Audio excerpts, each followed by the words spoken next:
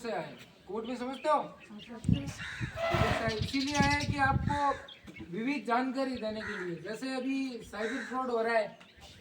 Cyber fraud means जो phone में घोटाले होते हैं ना। हाँ सर।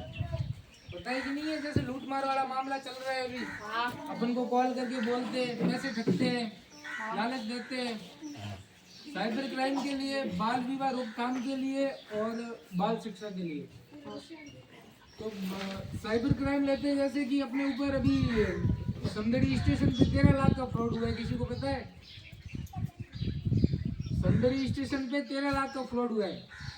कैसे हुआ कि अपन को वो कॉल करते हैं, कोई भी बहाने से अपन को पूछते हैं कि हमको 10,000 डालिए, आपके 20,000 होंगे। फिर अपन 10,000 डालते हैं, 20,000 वो देते हैं करके। फिर बोलते हैं 50,000 डालिए, लाख रुपया हो जाएगा। फिर अपन 50,000 भी डालते हैं, लाख रुपया हो जाएगा। उसने ऐसे करके कम से कम 10 लाख डाले। फिर उसने लास्ट ऑप्शन बोला कि 13 लाख डालो, 15 लाख आएंगे आपके खाते में। तो उसने जैसे ही 13 लाख डाले तो उसने पूरा सिस्टम ही बंद कर दिया। मतलब उसके 13 लाख तो डूब गए ना।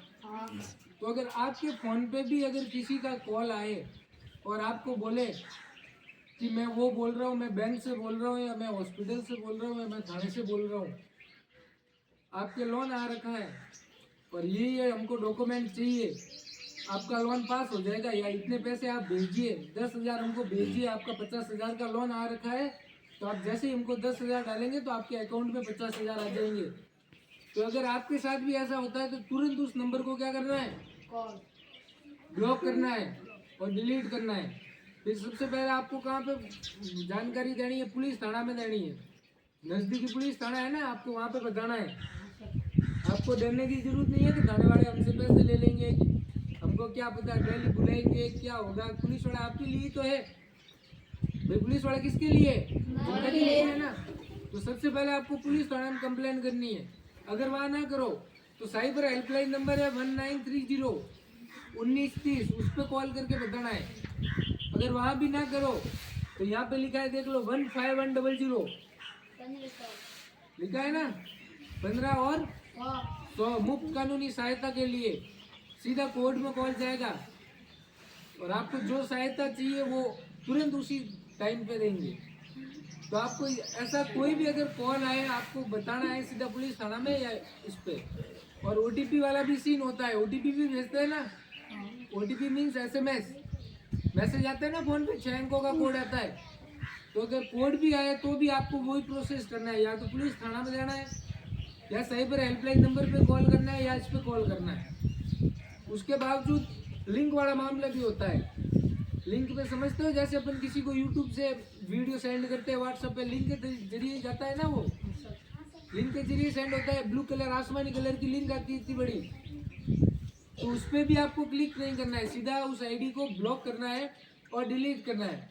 और तुरंत इस पे कॉल करके आपको बताना है कि सर हमारे साथ ये हो रहा है, या इसका कॉल आया था, इसका कॉल आया था। डॉक्यूमेंट्स आपको किसी को नहीं देने। ठीक है, समझ में आया ना?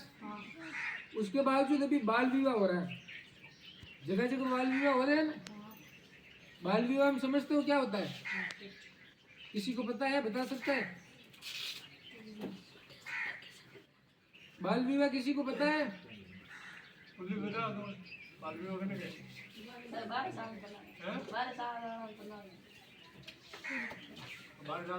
छोटी उम्र में शादी करना। छोटी उम्र में शादी, उम्र क्या होनी चाहिए? लड़की की 18, लड़के की 21 साल। उससे पहले शादी करने पे क्या है? अपराध है। अपराध ऐसा है कि जिसके घर में शादी हो रही है 2 साल तक की जेल और 2 लाख रुपए का जुर्माना है।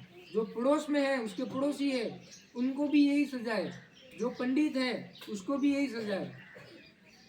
अगर शादी हो भी गई है, क्योंकि हमारे पास अभी 4 केस आए थे। एक आपके गांव इधर का ही है, भुल्लो का भाड़ा का आया था, इसके माणे के था, माणे के उधर का भी आएगा, करवावास से भी आएगा, 4 केस आए थे हमारे पास। तो अगर ऐसा होता है तो आपको तुरंत जानकारी इस नंबर पे कॉल करके देनी है। क्योंकि अगर आप नहीं दोगे तो जिंदगी खराब किसकी होगी? भाई आपकी होगी ना। जल्दी शादी कर देंगे आपके घर वाले। आपके घर वाले तो बहाने ढूंढते हैं, उनको तो करवानी है। एक बच्चा बड़ा है, एक छोटी है, तो वो तो साथ में ही करेंगे खर्चे के लिए। तो भाई साथ में कर दे, या फिर बहाने क्या मारेंगे कि हमारे तो पढ़ दादी वो भी करता है, यही बताते हैं। तो अगर आपके साथ भी ऐसा कर रहे हैं तो आपको तुरंत इधर जानकारी देनी है कि सर हमारे घर पे ये हो रहा है कि ऐसा कर रहे हैं कि हमारे पड़ोस में ऐसा हो रहा है। क्योंकि आपकी शादी होगी तो पढ़ाई से वंचित कौन रहेंगे, आप ही रहोगे। पढ़ाई नहीं होगी, फिर 10th पास सर्टिफिकेट नहीं होगा। अब प्रेजेंट टाइम में हर जगह सर्टिफिकेट ही तो मांगते हैं। पढ़ाई कितनी जरूरी है आपको पता ही है ना।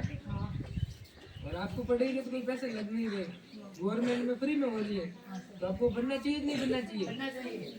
फिर जल्दी शादी कर दी तो ताने ही तो सुनोगे। हाँ, और 30 साल की एज वाले अब जैसे खाना बनाते हैं वो आप बना पाओगे क्या?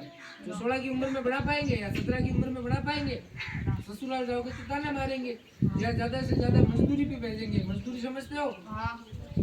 कमटे का काम पता है ना, तो उधर भेजेंगे। पैसों के लिए यही करते हैं। शादी के बाद तो मजबूरी आती है, लड़कों पे भी आती है, लड़कियों पे भी आती है। तो उसके लिए अगर ऐसा होता है तो आपको सबसे पहले घर पे बताना है कि मम्मी या पापा जी पड़ोस में शादी हो रही है, उनको रुकवाओ। कैसे रुकवानी है उनको समझाओ कि कितना अपराध है ये बाल विवाह करना, कितना नुकसान है, अपने को ही नुकसान है। या फिर आपके घर में भी अगर शादी की बात चल रही है, भाई शादी होती है आप में किसी के घर में कम से कम 1 महीना पहले रौनक तो आती है ना, घर में बातचीत तो होती है, भाई शादी है वो है वो है। तो आपकी अगर ऐसा आपके साथ भी ऐसा शादी वगैरह हो रहा है तो आपको या तो स्कूल टीचर को बता दो या पुलिस थाने में भाग जाओ, कहीं पे भी जाके आप सुरक्षित रहोगे। क्योंकि आपको उधर जाके बताना है कि हमारी शादी कर रहे हैं, और वो अपने आप कुछ भी नहीं करेंगे। क्योंकि अगर शादी भी हो गई है, बाद में भी अगर कोर्ट को पता चला है तो शादी फेरे वगैरह सब होने के बाद भी वो शादी मान्य नहीं होगी, तो शादी रद्द कर दी जाएगी।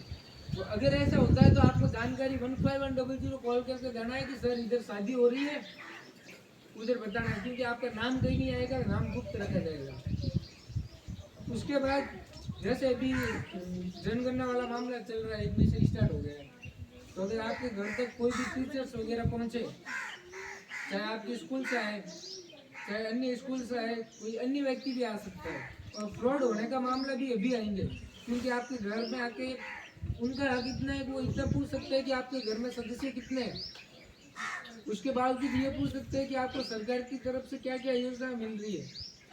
अगर उसके बावजूद डॉक्यूमेंट्स मांग रहे हैं आपके पास में तो आपको नहीं देना है। अगर पहचान वाले समझ लो ये सर आ गए तो आपको पूछ रहे हैं कि भाई डॉक्यूमेंट्स लाओ, तो इनको भी आपको 4 बार पूछना है कि सर आपको क्यों चाहिए। अगर पहचान वाले हैं तो उनको भी 4 बार पूछ के कंफर्म करके फिर देना है। अगर जो भी आधार कार्ड मांगे, पैन कार्ड मांगे, OTP मांगे, तो हो सकता है वो नहीं मांगेंगे। अन्य कोई भी व्यक्ति आए तो उनको नहीं देना आपको डॉक्यूमेंट्स, OTP डॉक्यूमेंट्स कुछ भी नहीं देना है, ठीक है ना। घर जाके बताओगे मम्मी पापा को, पेरेंट्स को बताओगे ना सबको कि हमारे स्कूल में ये आए थे, उनको ये बताया है।